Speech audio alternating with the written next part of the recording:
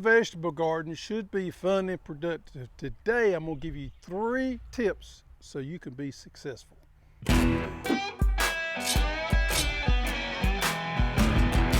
First tip is to start small. So many times I've seen beginner gardeners start with too big of an area and become overwhelmed and unsuccessful, and they get frustrated and they just quit.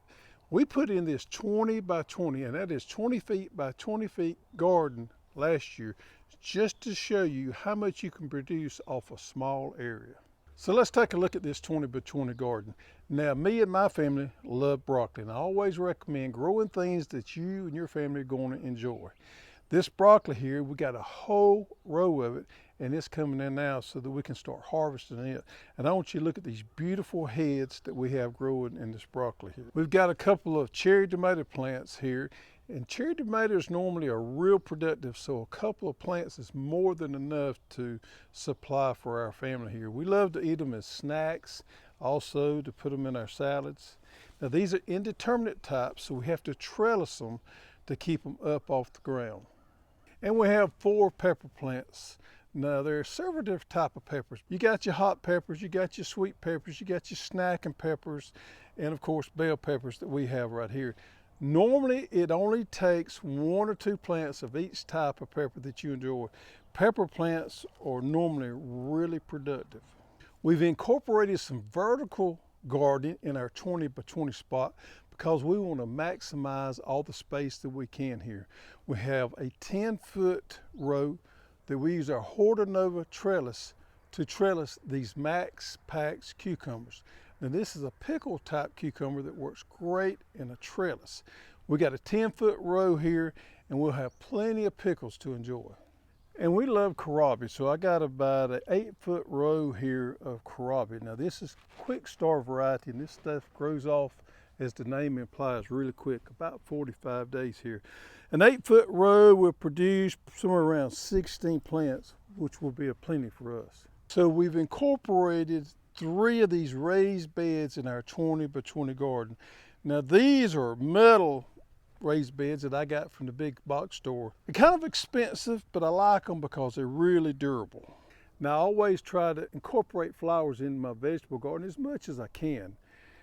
They're good for pollinators, and let's just be honest, they're good for the soil. It's nice to look at those bright, pretty flowers when you're out in the vegetable garden and enjoy God's creation. These right here is a dwarf variety of zinnias that I'm trialing out. These things are great for raised beds because they don't get very big. They'd also be great for a border in a garden. Now, this is a new one right here. This is a new variety that we're going to have out for 2023. You may recognize it as broccolini if you've eaten it at any of the restaurants here. We're selling it as asperbrock, but it is a great smaller type head there that comes up. It's not near as tight as a regular broccoli, but this stuff is absolutely delicious here, and I'm excited to have it for 2023. And you know what? This raised bed full of broccolini right here, or asperbrock, will produce a lot for our family. Here we have cabbage in one of our raised beds. We have somewhere around 15 heads that's going to mature out in this bed right here, and that'll give us the opportunity to eat this cabbage fresh as coleslaw, but also to make some of that sauerkraut that we love to enjoy. Now, tip number 2 is weeds. You want to control those weeds when they're small, because if they get up very big, they can be hard to take out, and the garden can get away from you in a hurry. And there's nothing more frustrating than a weedy garden. So you want to, at least once every couple of days, come out, walk through your garden. If you see any of those small weeds sticking their ugly head up, well, now is the time to take them out. Now, here's a couple of tools that I recommend for the small garden. What I like about the push-pull hoe is you can get in there without damaging the feeder roots of the plant and without damaging your irrigation there, and scoot underneath there to get those weeds when they're small. And the second one is a single tine cultivator. Now, this is the shorter handle version that we have. I like it because you can actually stand up and get down to the plant, or in a raised bed situation, you can choke up on it there and get in there. Now, this thing's got a point on there, and it's really good for working in between those plants. But if you got a larger area, you just turn it sideways and pull through there in the weeds as well. This is an indispensable tool for raised bed gardening.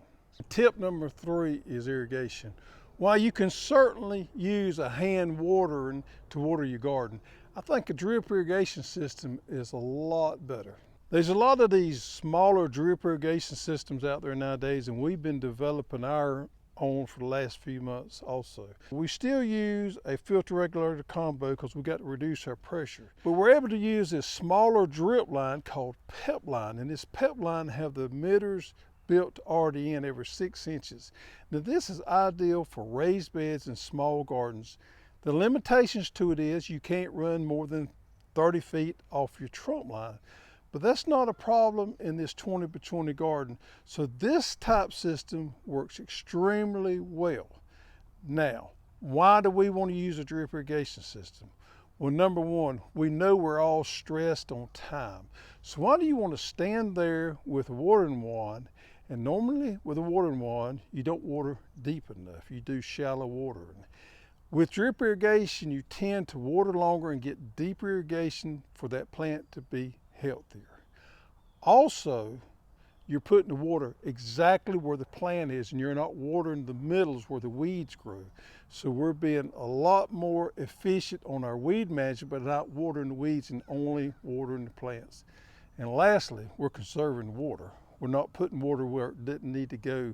We're putting it exactly on the plants. So we're not wasting any water, which we know water is a precious commodity. So start small. As you can see in our 20 by 20 garden, we have a row of broccoli, we have cherry tomatoes, we have peppers, we have cucumbers, we have kohlrabi, we have flowers, we have broccolini, and we have cabbage growing, all in a small 20 by 20 spot that's going to provide plenty of food for our family. Also, manage your weeds. Get those weeds when they're small. Every day or so, make you a round in your garden and get those weeds out when they first come up, and invest in a great drip irrigation. Those 3 tips there will help you become successful on your journey growing your own food.